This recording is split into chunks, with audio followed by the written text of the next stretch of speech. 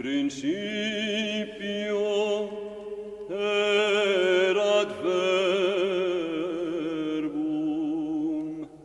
et verbum erat apud Deum,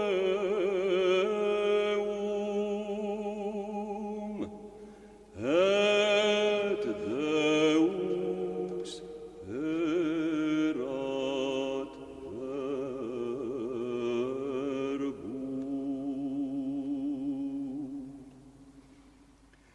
Hoc erat in principio apud Deum, omnia per ipsum facta sunt, et sine ipsum factum est nihil, quod factum est. In ipso vita erat, et vita erat lux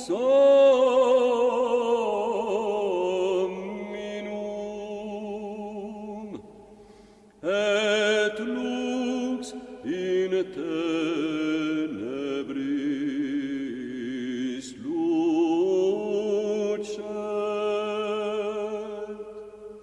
et tenebrae eam non comprehenderum.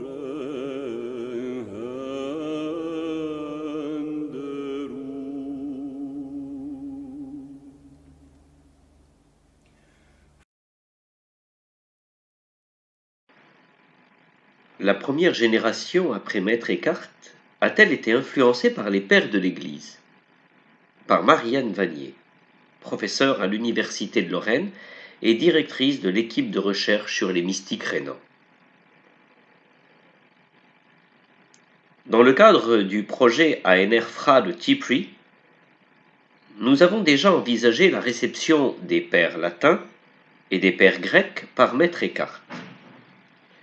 Désormais, nous nous intéressons à ses premiers disciples ou lecteurs, ce qui nous amènera à réfléchir, à nouveau, sur la notion de réception et à déterminer si ces lecteurs ont puisé aux mêmes sources patristiques que lui, s'ils en ont donné une interprétation analogue, ou s'ils ont simplement repris la Catena Aurea ou les classiques que sont Augustin et Cassien.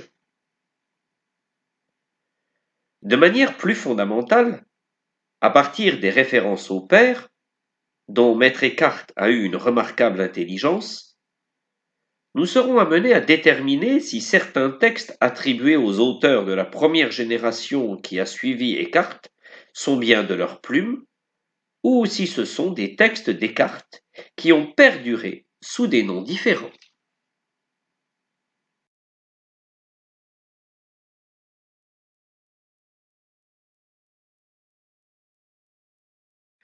Les pères de l'Église dans les sermons non encore édités de Maître Eckhart, par Marcus Vincent, professeur au King's College de Londres et au Max Weber College de Erfurt. D'après les recherches, il y a au moins 76 sermons allemands ou textes liés aux sermons qui peuvent être attribués à Maître Eckhart, mais qui n'ont pas trouvé leur place dans l'édition critique des œuvres allemandes de Maître Eckhart et n'ont pas été examinés quant à leur paternité eckartienne, même si presque tous ces textes ont été attribués à Maître Eckhart par des collègues spécialistes au cours des 100 dernières années ou plus. Depuis ce temps, Ils n'ont pas encore fait l'objet d'une critique et n'ont pas été mis à la disposition de la recherche spécialisée. Nous préciserons en annexe dans quelle mesure ces sermons, non édités, peuvent élargir notre compréhension de l'utilisation des pairs par Maître Eckhart. Ce faisant, l'annexe ne reprend que les citations des pairs indiquées par Eckhart lui-même, ou celles que l'on peut clairement trouver, le plus souvent en comparaison avec ses autres textes. Néanmoins, comme le montre l'annexe, il existe un nombre considérable de citations des pairs. Parmi ceux-ci, je ne prendrai donc que quelques exemples, afin de, premièrement, mieux comprendre ces pairs que nous connaissons déjà dans les textes Descartes, et si on ajoute l'interprétation de ces passages, elle souligne l'unité de ces textes. Deuxièmement, on peut montrer dans quelle mesure l'utilisation des mêmes pairs par Maître Eckhart peut élargir notre compréhension des œuvres de Maître Eckhart lui-même.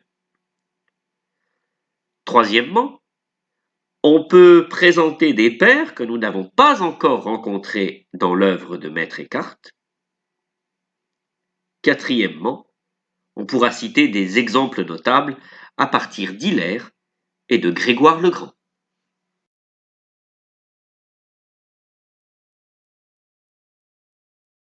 Jean Tauler, lecteur d'Augustin, par Rudolf Kilian Weigand de l'Université d'Eichstätt. En tant que prédicateur du milieu du XIVe siècle, Jean Tauler évoque à travers ses homélies une œuvre largement diffusée en manuscrit à la fin du Moyen Âge. Dans sa réception, il s'est développé au fil des éditions imprimées pour devenir une œuvre dont l'influence s'étend jusqu'à l'ère moderne. Au cours de cette édition exubérante, des idées sur l'œuvre et la prédication de Jean Tauler sont apparues qui ne pouvaient pas suivre le rythme de l'examen concret des témoignages médiévaux. La référence aux sources, en particulier aux autorités, est beaucoup moins fréquente et moins précise que ne le suggèrent les comptes rendus de la littérature scientifique. Cependant, étant donné qu'au cours de la transmission, ces déficits supposés ont été occultés par les rédacteurs et les éditeurs, les fondements de l'œuvre des sermons de Jean Tauler doivent être considérés de manière différenciée par rapport à leur fonction dans les différentes périodes et réévalués à nouveau frais.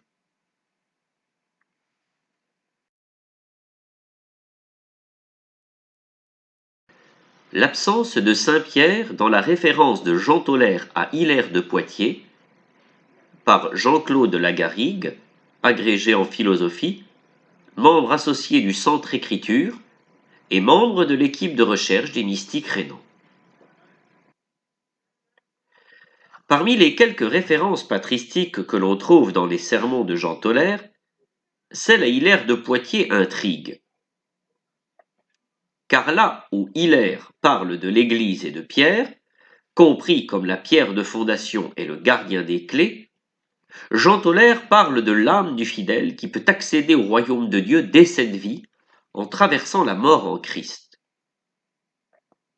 Les trois conditions énoncées, à savoir la foi, la reconnaissance par la raison et l'oraison, sont les pendants des trois formes d'élévation énoncées au Sermon 68.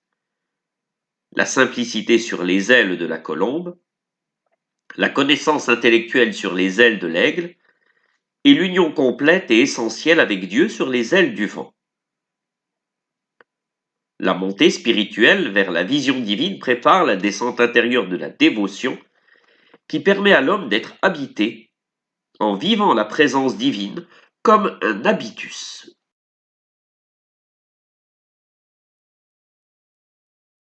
Entbilden, la transformation naturelle de la pratique spirituelle, vertu, grâce et éducation dans la première réception de Maître Eckhart par Dietmar Mitt du Max Weber Kolleg de Erfurt.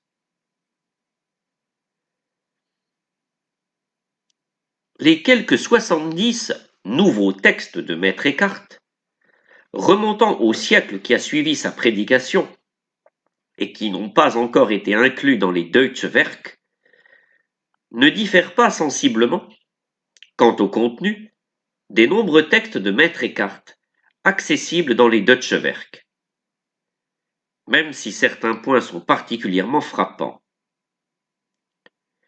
Il semble particulièrement proche du sermon 52 sur la pauvreté et des sermons 109 à 117 de la Deutsche Werk au 4e volume, mais aussi du traité von Abgescheidenheit que l'on trouve dans la Deutsche Werk au 5e volume.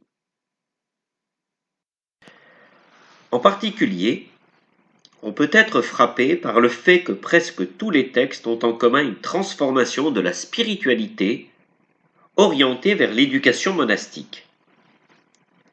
Cette spiritualité est souvent considérée comme une éducation monastique, dans l'esprit de la paideia grecque. Sous le titre Mysticism in Early Monasticism, mais aussi sous le titre Early Latin Mysticism, Bernard McGinn a décrit ce phénomène dans son ouvrage de grande envergure. Les Collationes de Jean Cassien ont également joué un rôle particulier dans l'ordre dominicain, c'est-à-dire des pratiques de prière et d'ascèse, à l'aide d'instructions expérimentales fixes et de pratiques expérimentales. La grâce jouait un rôle important pour ceux qui faisaient des efforts spirituels, comme l'a montré McGinn. La prière est particulièrement pratiquée. Ou, comme le résumait Jean-Pierre Vils, pour Cassien, le dépassement du naturel devient ainsi le stade préliminaire du surnaturel. L'éducation, le point de départ de l'amour. On peut le montrer, la transformation naturelle de Maître Eckhart, qui est manifestement transmise sans se soucier de la réception de son manuscrit, transcende ce précepte et le laisse derrière elle. La question de savoir dans quelle mesure cela avait une signification pratique dans l'ordre dominicain reste ouverte. L'Entbildung, associé à la Bildung, est déjà visible dans l'édition scientifique de Cassien. Maître Eckhart retient la pensée que l'homme et l'homme intérieur est saint. Il sait, sur la base du témoignage de sa propre conscience, que lorsque le royaume des cieux apparaîtra, il en sera le compagnon. Aucune révélation, ni aucune institution extérieure ne lui révèle cela. Mais c'est ainsi que Maître Eckhart lit l'annonce « Que ton règne vienne ». Dans son commentaire sur le Notre Père, Eckhart développe une fois de plus sa certitude que cet héritage vient naturellement à l'homme. Eckhart termine ses citations par la référence à notre héritage et à la noblesse d'une telle dignité, car il ne doute même pas que, en tant que fils, nous soyons co-héritiers, alors que Cassien pense encore aux conditions de la filiation. Enfin, les nouveaux textes de Maître Eckhart reprennent également ces pensées, en combinant précisément cette pensée avec celle de la déformation et de la médiation.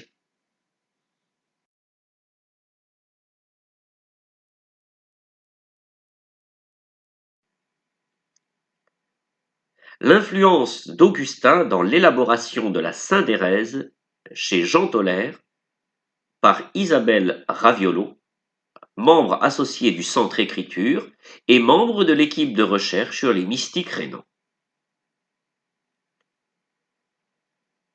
Si l'œuvre d'Augustin constitue une référence philosophique et théologique dans la pensée de Jean Tolaire, nous interrogeons ici plus précisément son rôle dans sa prédication.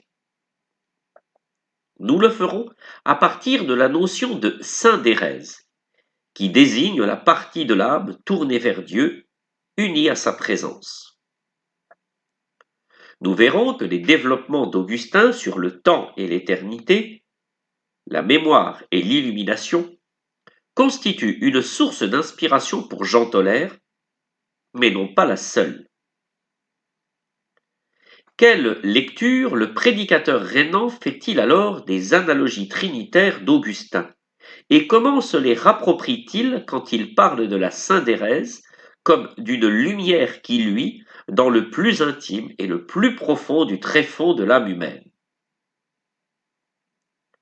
Nous verrons alors comment l'apport augustinien permet à Jean Tolère de développer une prédication singulière dans le paysage de la mystique rhénane.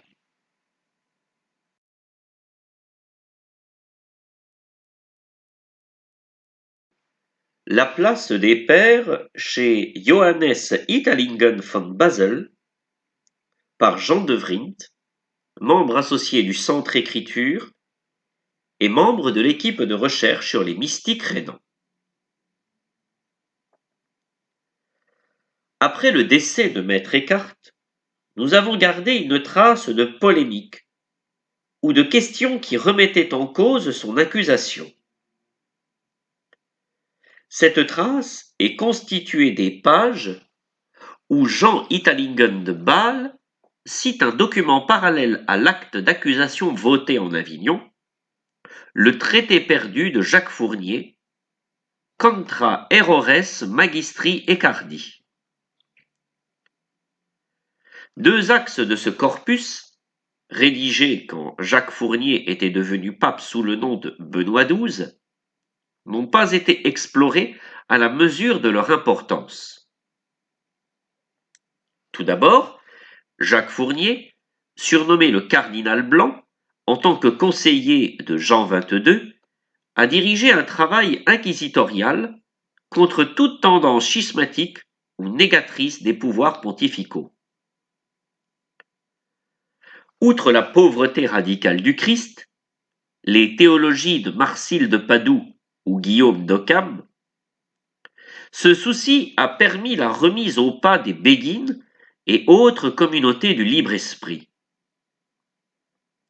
Le procès de Maître Eckhart demeure le seul dans cette activité à ne pas contenir cet axe.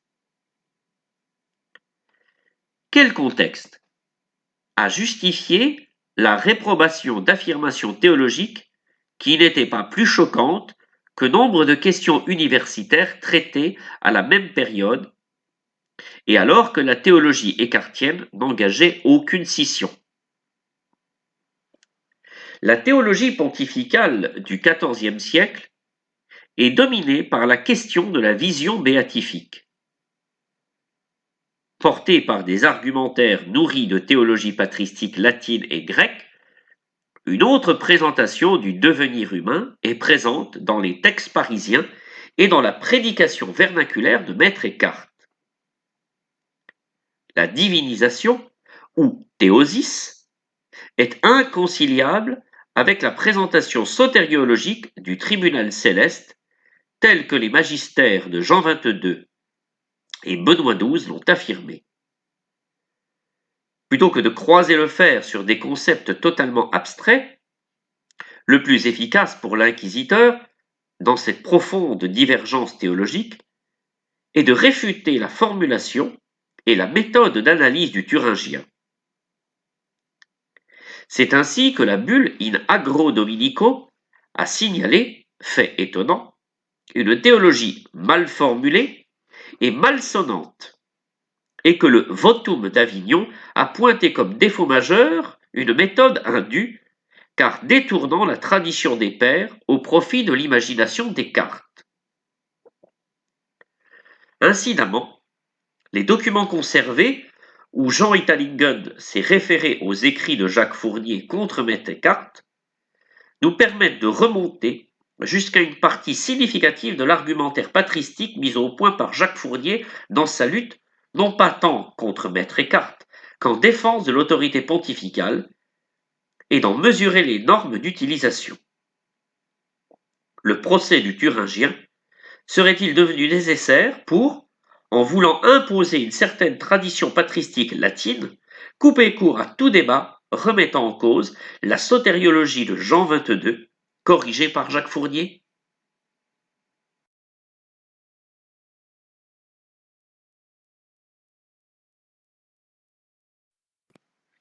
La place des pères dans le manuscrit de la Wartburg, par Jana Ilnica, du Max Weber Collège d'Erfurt.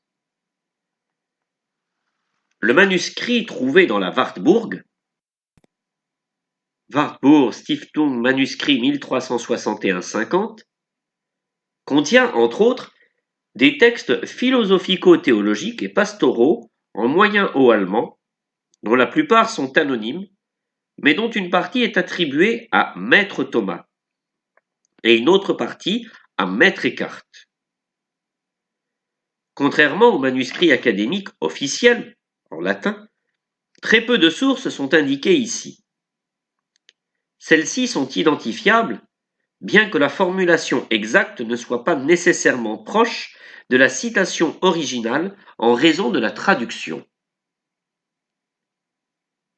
L'information anonymisée, comme dit un maître, est souvent trop imprécise. Elle peut être retrouvée dans différents ouvrages de plusieurs autorités ou correspondre à une opinio communis, telle que la conçoit l'auteur du manuscrit. Dans certains endroits, cependant, les références sont relativement faciles à reconnaître et à attribuer à partir du contexte. Dans cet article, on présentera quelques exemples qui peuvent montrer l'utilisation des sources patristiques dans le manuscrit de la Wartburg.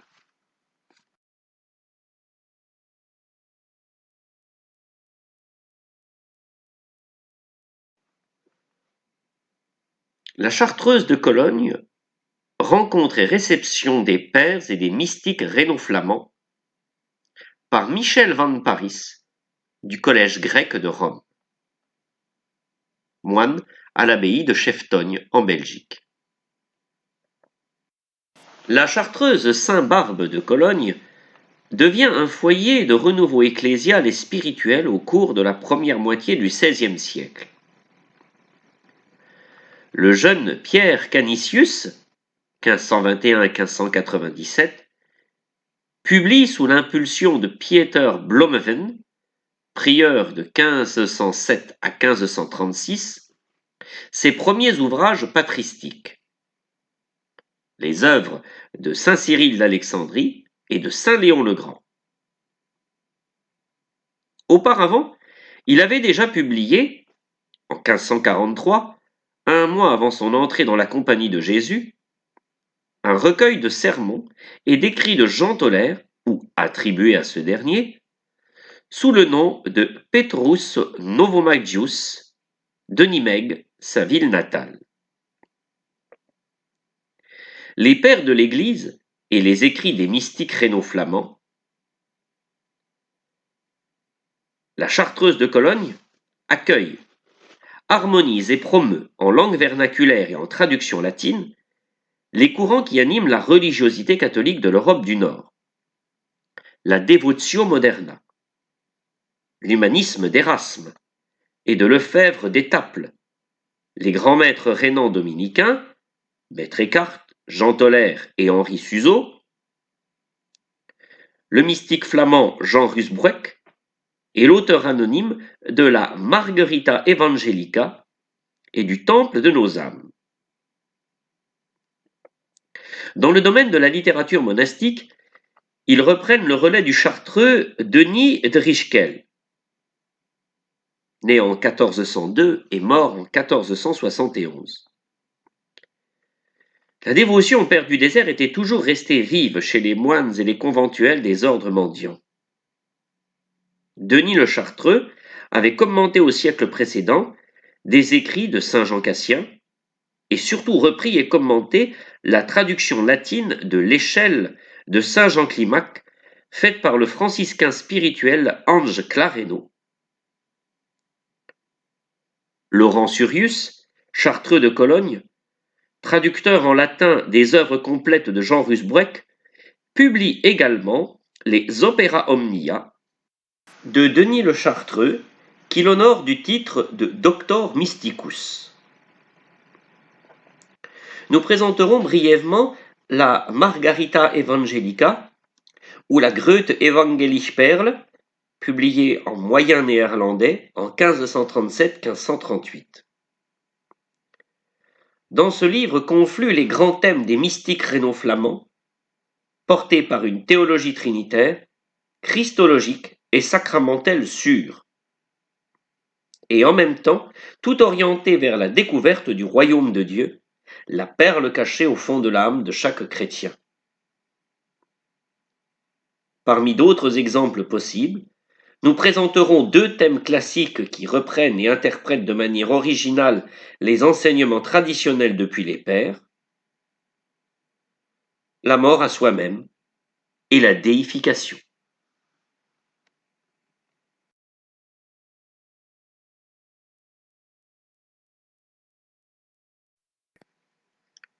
La place des pères chez Jean Rusbroeck par Emmanuel Boller, chercheur contractuel à la MSH Lorraine pour le projet ANR FRAL TIPRI.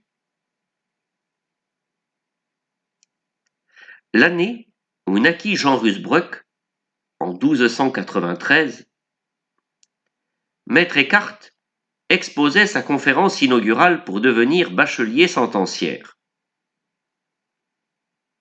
Si l'un n'a quasiment jamais voyagé, l'autre fut un pèlerin au service de son ordre. Lorsque Jean Rusbroeck commença à rédiger ses premiers traités en 1330, certaines positions de Maître Eckhart, déjà mort, venaient à peine d'être condamnées par la bulle In Agro Dominico du pape Jean XXII. Si Jean Rusbroeck se situe dans la génération qui suit Maître Eckhart, ses écrits attestent l'enracinement et l'influence de son enseignement. Nous mettrons en lumière les termes écartiens que l'on retrouve dans les écrits du mystique flamand. Cependant, à la fin de sa vie, en prenant position contre le libre esprit, dans son dernier traité, les 12 Béguines, écrit probablement vers 1363, Jean Rusbroeck s'oppose ouvertement à certaines positions écartiennes par un réquisitoire trinitaire. Selon lui, il y aurait une erreur avec chaque personne de la Trinité, qui se résume à travers la compréhension de l'anéantissement et du rapport Dieu-Deitas en termes de rien. Jean Rusbroeck propose alors une plaidoirie à la fois christologique et trinitaire pour tout refonder dans l'amour.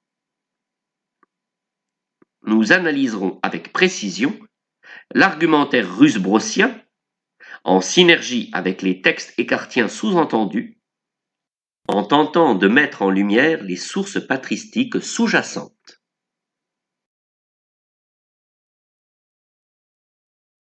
Fuit amo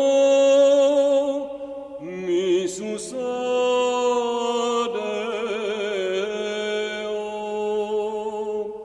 cui nomen erat Ioannes.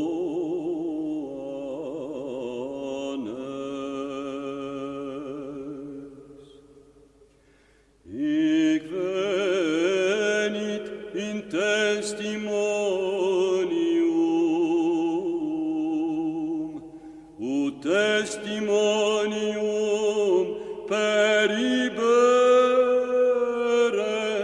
de lumine, ut omnes crederent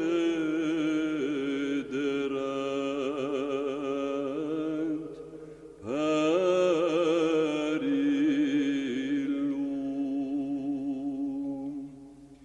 Non erat ille lux, sed ut testimonium periberet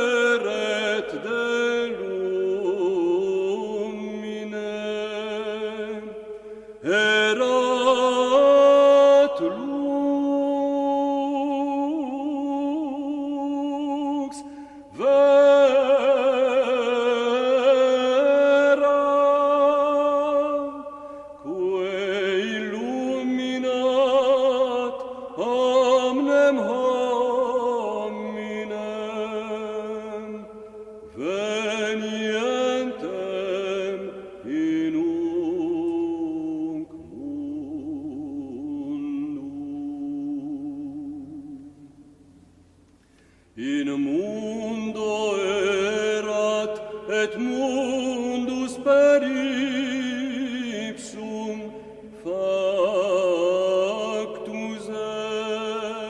est, et mundus eum non coniovit.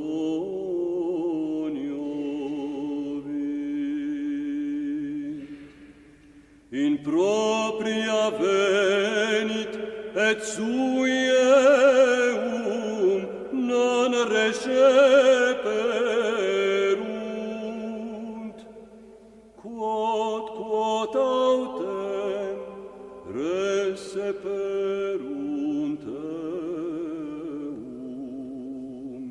dediteis potestatem filios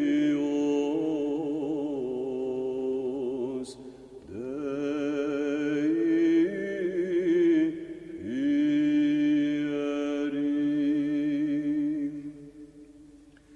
Isqui credunt in nomine eius, qui non ex sanguinibus, neque ec voluntate carnis, neque ex voluntate viri, sed ex Deo nati sunt. Et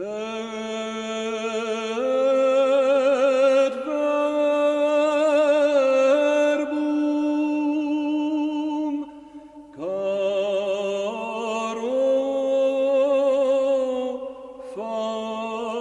factum est, et habitavit in nobis,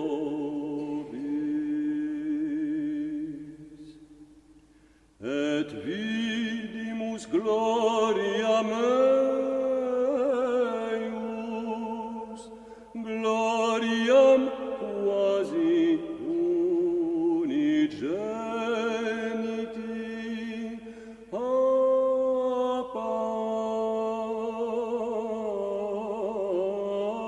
Patre.